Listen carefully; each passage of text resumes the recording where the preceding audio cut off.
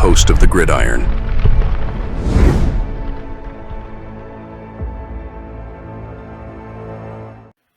Injuries. So the Giants got 4 guys are out.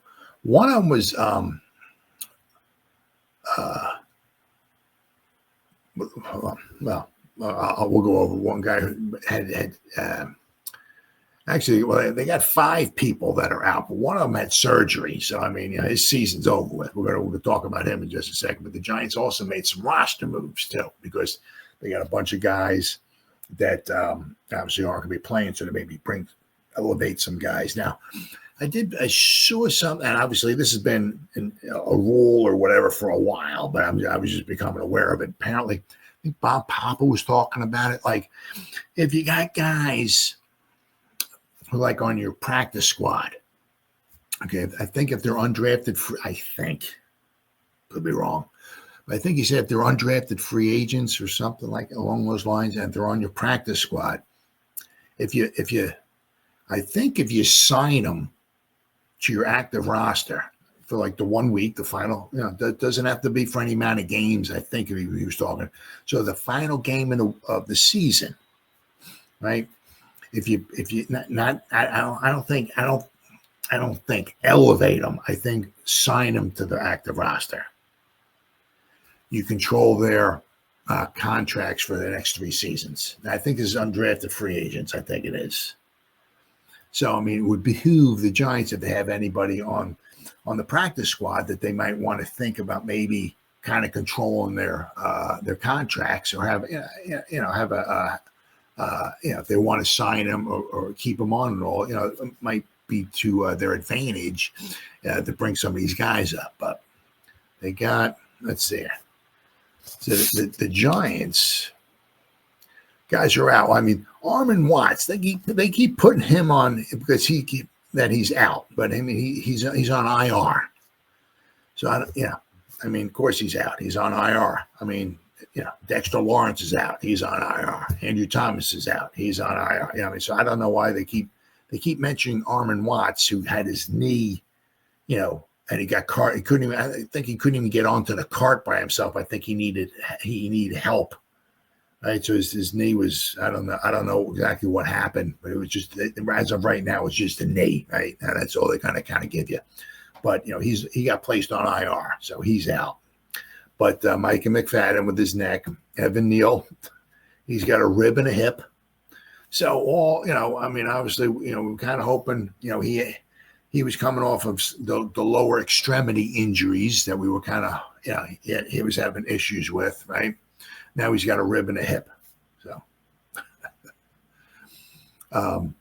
but he was talking about Tyree Phillips, right, and Hubbard.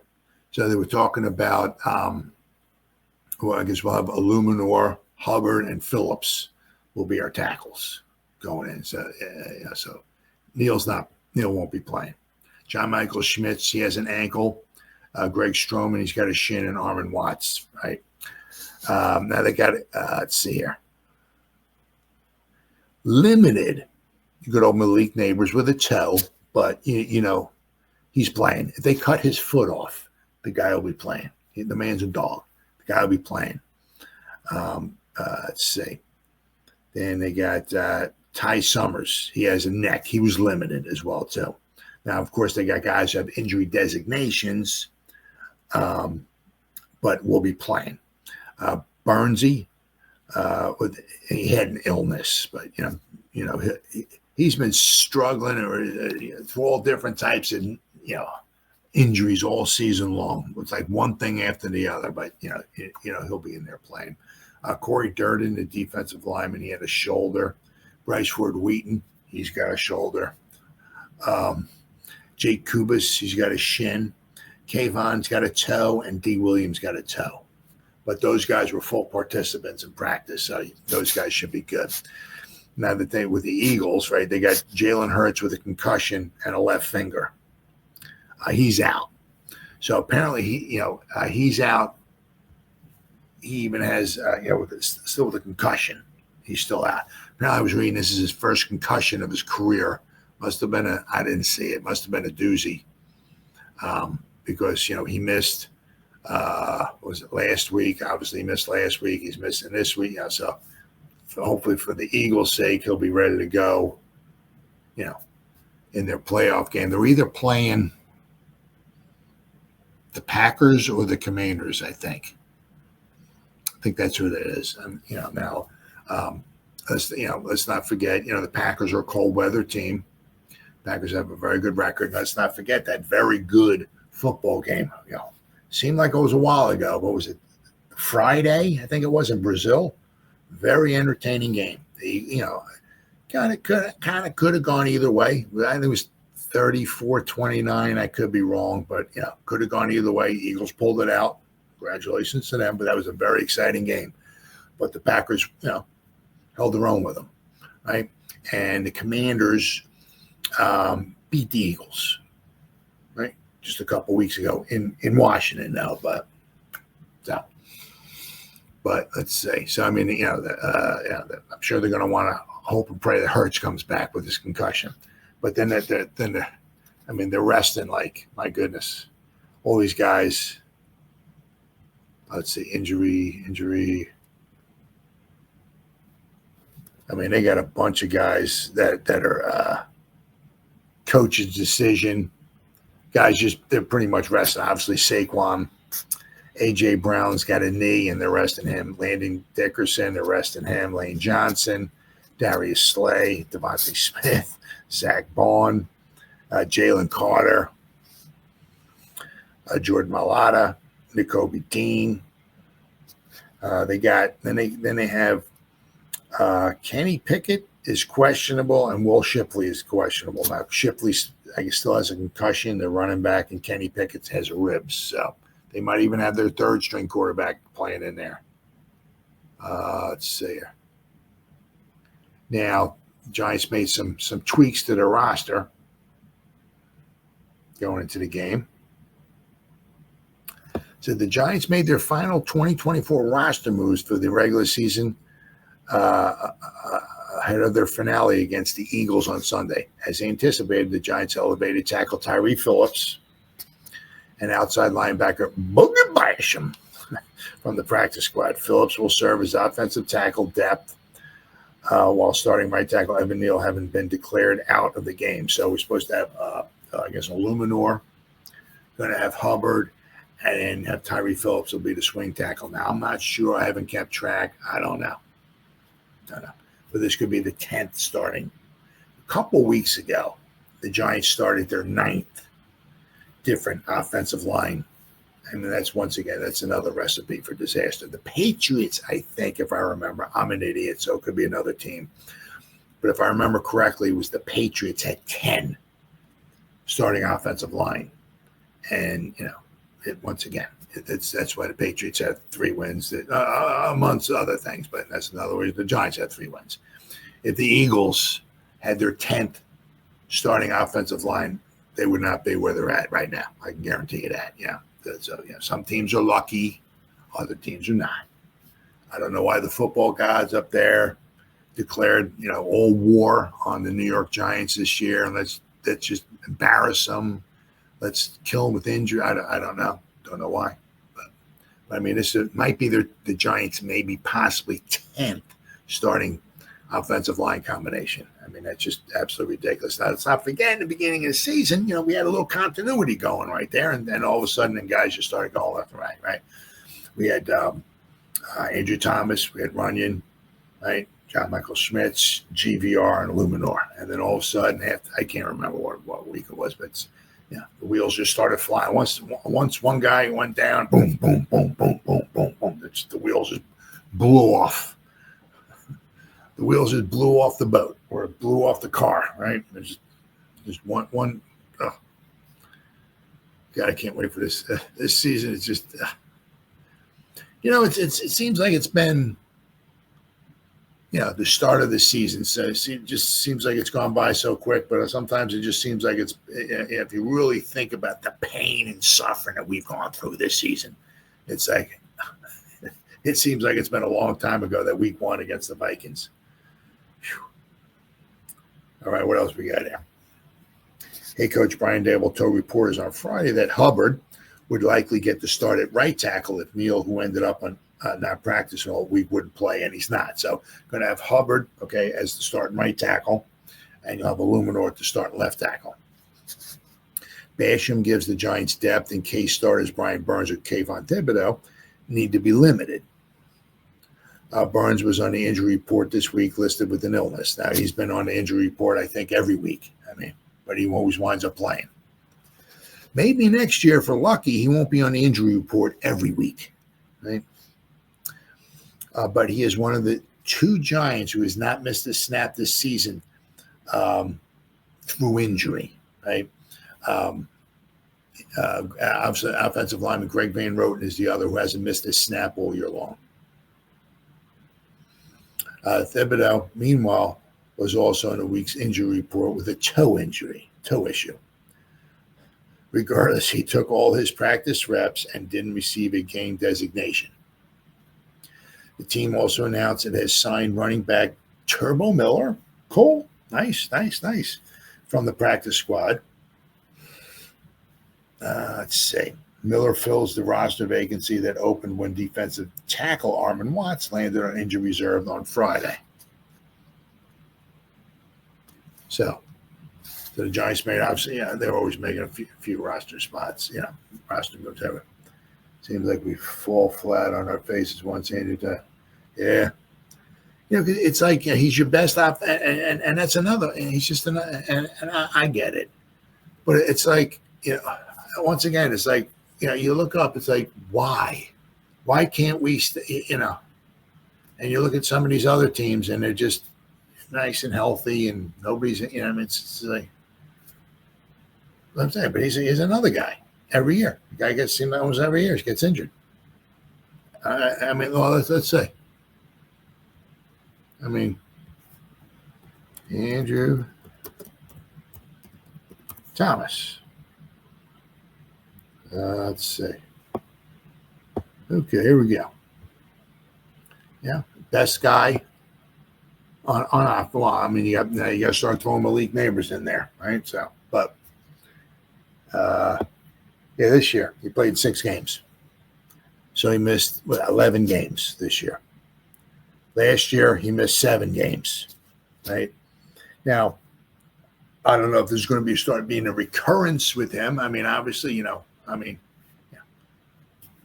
going to see typical Drew Lock or Drew Elway. I don't know. We're going to see the Drew the Drew Elway from last week, or we're going to see the Drew pick 6 Lock from a couple weeks ago. Don't know. But the Eagles, if they had their starters in there, right? They're very good. They're according to PFF, they're the rated number 1 rated defense, right? Their run defense is very good, but their coverage is very, very good. They drafted a couple studs this year in the secondary, and then had Slay still there. Their coverage is very, very good. And obviously, let's not forget, we only scored 3 points against them at home. But so you have to wait and see. But with Andrew Thomas going forward, it's going to be a recurring thing. He missed time last year. He missed, 7 games last year? 7 games last year, and now this year he misses 11 games. Because you got to remember, he played in high school. I don't know how many snaps or whatever he played in high school, but he played a lot in college. Now they're playing a lot of football in college. Now you got the playoffs, right? So you can possibly play to get to the championship game. If he was with Georgia, right? And of course, they got knocked out. But if he was in the college, right? Now they're playing possibly 4. I like it a lot. Don't get me wrong. I like it a lot, right? Now with the college, because now it's not like, because they got the top 4 teams, and it was always like, well, what about the number 5 team? The number 5 team's only 11. It's 11-1. Why aren't they in it? You don't have to hear that now. They got the top 12 teams. If you're number 13, I don't want to hear it. I could care less. You know what I mean? If you're number 14, I don't care if you're 11-1. If they have you ranked or whatever at the number 14 team, sorry, I don't care. I don't care. I like it the way it is now. But I mean, the amount of games they're playing, 4 playoff games to win the championship. So, I mean, like my team's Notre Dame, like them. Hopefully they keep winning. But I mean, I don't know if they were 11-1. I think they were 11-1, so that's 12 games. Well, if they go to the championship, that's another 4 games. That's 16 games. I mean, it's like, obviously the NFL plays, but I mean, once again, I'm an old fart, so please forgive me. But when I first started watching in the early 70s, 70, 71, whatever, they played like 9 games, maybe 10. Now we're playing maybe 15 or 16 games. That's like a 50% increase in the games. So I'm saying it's like with Andrew Thomas. Right? You got these, when you're playing for Georgia, Alabama, people want to see you play a lot of games, right? So if you're playing 3 years of college or if not more, I said it was Shane Lemieux, right? And the only reason why I can remember this is because the numbers are in order. Shane Lemieux, in his 4 seasons at Oregon, played 35-36. That's the only reason I can remember it. Because I am a moron. I would not remember it otherwise. He played 3,536 snaps, 35-36 in college. Played not on average 900 snaps for 4 seasons in college. Not mention high school and all that. So he comes here, he can't even tie his shoe without blowing out his ACL. Guy can't walk on the field without partially tearing his patella. It's like, dude, you played 742 trillion snaps in college. You can't walk and chew bubble gum at the same time without blowing your kneecap out? What? So, I mean, I don't know what Andrew Thomas is going to be a recurring theme with him, right? He's missed what? He's missed 17 games in the past, or at least 17 games, right? He's played in 16. Okay, so he'll miss 18 games in the past 2 seasons. So he's missed over a full season in the past 2 seasons, right? So this is going to be a recurrent thing with him, with the injuries. So there's also another thing the Giants have to, if Shane or whoever is there, keep in their mind, right? I mean, what are we doing with Neal, right?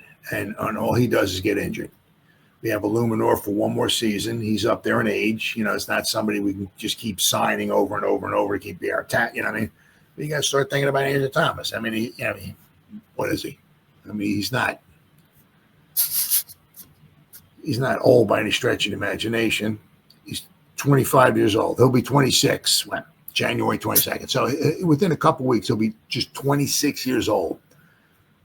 But even at only 26 years old, he's missed 18 games over the past 2 seasons. This is something the Giants got to start thinking about, right? So whether we're picking 2nd or 9th, anywhere in between, there's going to be some, I can't remember the guys' names, but I'll be going more in depth and detail over the guys and the positions and all that once before the draft starts. But there's going to be defensive linemen. There's cornerbacks, there's wide receivers, there's tackles as well. So the Giants, even an offensive tackle, the Giants might want to,